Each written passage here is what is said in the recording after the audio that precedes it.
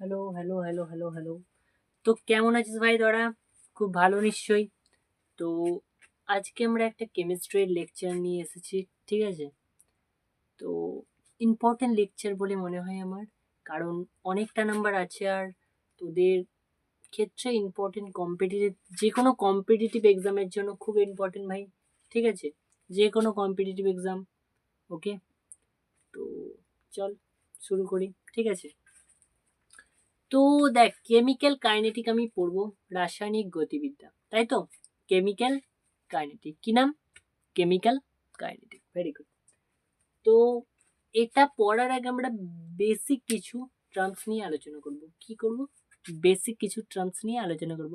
আজকে লেকচারটা একদম বেসিক লেভেলের করব, একদম বেসিক, যেগুলো তোরা খুব ভালোভাবে বুঝতে পারবি। তারপর আমরা এর পরের লেকচার থেকে একটু লেভেলটা আপ করব, ঠিক আছে? চল। তো ভাই দেখ, একটা তোর মনে কর তোরা যে একটা বিস্ফোরণ হলো, ঠিক আছে? কি হলো? একটা বিস্ফোরণ হলো, বা তোরা বোম ফাটালি, ঠিক আছে? কি করলি তোরা? তোরা বোম ফাটালি, তাই তো? তোরা বোম ফাটানোর ফলে কি হবে? তোরা যদি বোম ফাটাস তো তেমন কিছুই হবে না, খুব তাড়াতাড়ি রিয়াকশন হবে, ঠিক আছে? এখানে আমরা কেমিক্যাল রিয়াকশন নিয়ে আলোচনা করব। তো তোরা যদি বোম ফাটাস কিছুই হবে না, খুব রিয়াকশনটা খুব তাড়াতাড়ি হবে, মানে বোমটা ধরালি রিয়াকশন হয়ে গেল, ফুটে গেল, তাই তো? এটা ফার্স্ট রিয়াকশন। এটা আমরা কোন পর্যায়ে রাখবো? এটা আমরা পর্যায় ফার্স্ট রিয়াকশনের কাছে রাখবো, তাই তো? একদম ভাই। আর তোরা যদি ধর লোহার মরচে পড়া, এটাও একটা রিয়াকশন, আমরা জানি ক্লাস 8, 9, 10 এর মধ্যেই পড়েছি আমরা, তাই তো? তো আমরা কি করলাম? লোহার মরচে ফেলালাম, ঠিক আছে? মরচে ফেলালাম না, লোহার মরচে পড়া, ঠিক আছে? ওটা কি ধরনের রিয়াকশন বলে তোদের মনে হয়? ওটা স্লো রিয়াকশন, তোরা জানিস তো। লোহায় মরচে পড়া তো স্লো রিয়াকশন, ঠিক আছে? তো এই দুটো রিয়াকশন, যেটা স্লো রিয়াকশন লোহায় মরচে পড়া, ফার্স্ট রিয়াকশন তোদের বোম বাজি ফাটানো, এগুলো কিন্তু কেমিক্যাল কাইনেটিক দিয়ে ব্যাখ্যা করা যায় না। এত বললাম, এত বেশি বললাম, এত বেশি বললাম, তোরা ভাববি যে এটা হয়তো যায় বলে আপনি বলছেন, কিন্তু যায় না, ঠিক আছে? এই বেসিকটা তোদের ক্লিয়ার রাখা প্রয়োজন, ঠিক আছে? বোঝা গেল? ওকে। আমি এরপর কিছু বিক্রিয়া লেখাবো, যেটা ফার্স্ট না স্লো আমি বলে দেবো, ঠিক আছে? যেগুলো কেমিক্যাল কাইনেটিক দিয়ে ব্যাখ্যা করা যায়, ওকে? চল দেখ, NaOH, তাই তো? NaOH কি ভাই, বল? NaOH কি? NaOH, NaOH হলো স্ট্রং বেস, তাই তো? স্ট্রং বেস, তাই তো? NaOH এর সঙ্গে যদি আমি HCl এ বিক্রিয়া করি, NaOH এর সঙ্গে যদি আমি HCl এ বিক্রিয়া করি, কি হবে? এটা কি? এটা হলো স্ট্রং অ্যাসিড, কি তাই তো? এটা হলো স্ট্রং অ্যাসিড। দেখো তোমরা দেখতে পাচ্ছ নিশ্চয়ই, তোরা দেখতে পাচ্ছিস? NaOH এর সাথে আমরা যদি HCl এর বিক্রিয়া করি, NaOH স্ট্রং বেসের সঙ্গে যদি স্ট্রং অ্যাসিড, অর্থাৎ বেসের সঙ্গে ক্ষারের সঙ্গে যদি আমি অ্যাসিডের বিক্রিয়া করি, তো কি হবে? কিছুই হবে না। আমাদের লবণ, salt, salt and water, salt এবং জল উৎপন্ন হবে, তাই তো? লবণ এবং জল উৎপন্ন হবে, কি ভাই, তাই তো? একদম। তো কি হয়ে যাবে? NaCl plus H2O, salt and water, কি তাই তো? দেখতে পাচ্ছিস নিশ্চয়ই? দেখ, যদি আমরা NaOH এর সঙ্গে HCl এর বিক্রিয়া করি, NaOH এর সঙ্গে HCl এর বিক্রিয়া করি, তো এই বিক্রিয়াটা NaCl অর্থাৎ সল্ট এবং ওয়াটার উৎপন্ন হচ্ছে, সল্ট এবং ওয়াটার উৎপন্ন হচ্ছে, কি তাই তো? একদম। তো এই বিক্রিয়াটা ভেরি ফাস্ট, খুব তাড়াতাড়ি রিয়াকশন হয়, ভেরি ফাস্ট রিয়াকশন, ঠিক আছে? এরপরে যদি আমি যাই KCl, ঠিক আছে? এটা তোরা জানিস, বিক্রিয়াটা চীনা জানা বিক্রিয়া আমি করব।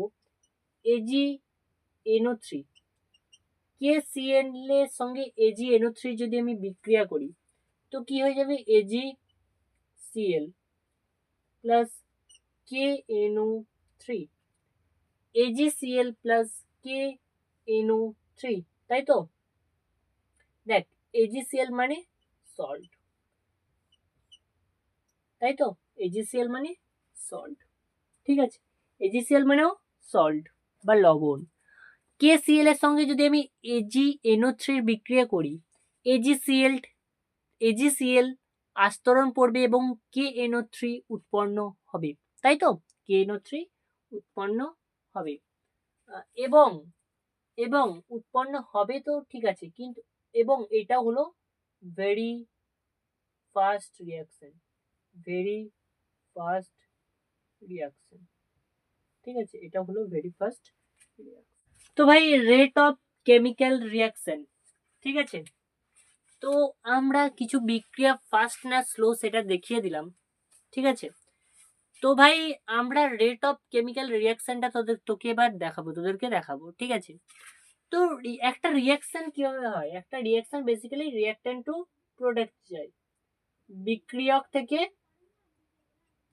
বিক্রিয়াজাত, বিক্রিয়ক থেকে বিক্রিয়াজাততে যায়, তো রিয়াক্ট্যান্ট টু প্রোডাক্টে যায়, তাই তো, রিয়াক্ট্যান্ট টু প্রোডাক্টে যায়।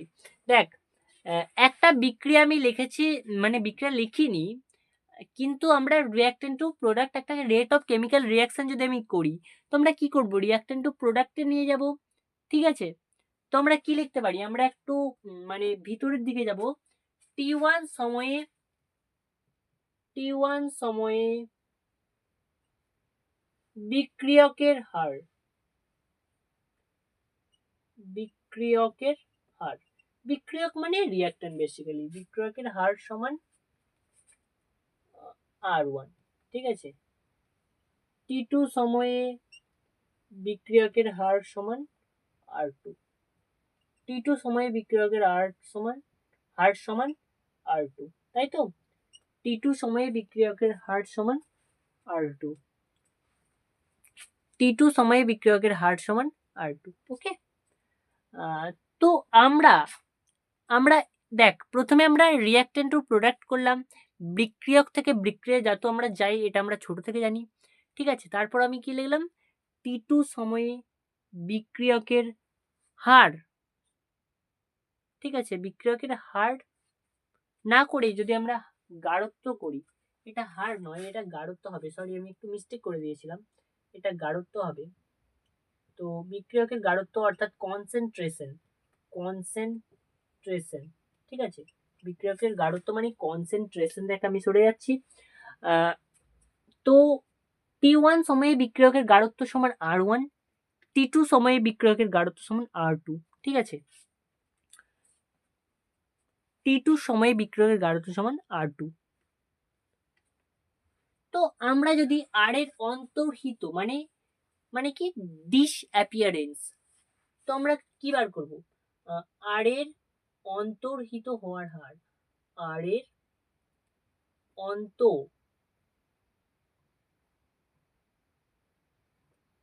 সরি স্পেলিংটা মিস্টেক করে দিলাম, অন্তর্হিত হওয়ার হার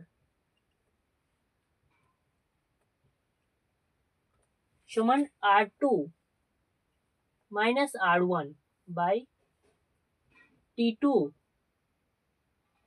মাইনাস T1, তাই তো, দেখো ভালো করে, R এর অন্তর্হিত হওয়ার হার, R এর অন্তর্হিত হওয়ার হার, ঠিক আছে।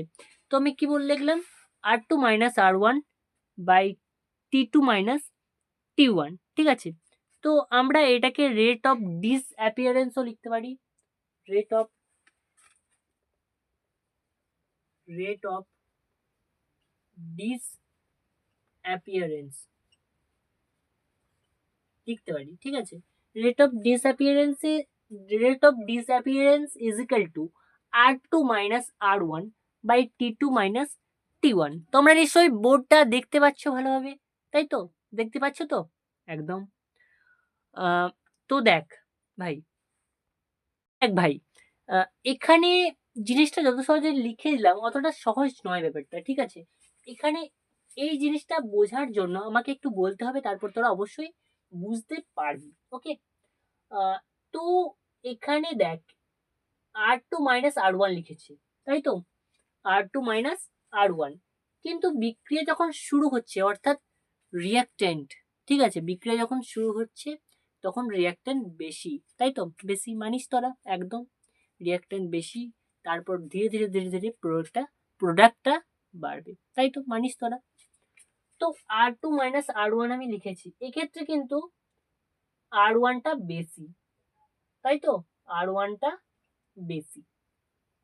যদি আমি R2 মাইনাস R1 অর্থাৎ কমের সঙ্গে কম মাইনাস বেশি বিয়োগ করি তো কি হবে, নেগেটিভ হবে বেসিক্যালি, তাই তো, নেগেটিভ হবে কি হবে না বল তোরা, হবে। তো এর যে ভ্যালুটা বেরোবে সেটা নেগেটিভ ভ্যালু বেরোবে, নেগেটিভ ভ্যালু বেরোবে, তাই তো, নেগেটিভ ভ্যালু বেরোবে একদম, ঠিক আছে। তো এটা যদি নেগেটিভ ভ্যালু বেরোয় তো আমরা এটা কি লিখতে পারি, কি এভাবে লিখতে পারি কি আমরা, দেখ ভালোভাবে দেখ, is equal to minus of del R by del T, লিখতে পারি কি, একদম পারি, লিখতে পারি, তাই তো, del R minus of del R by del T.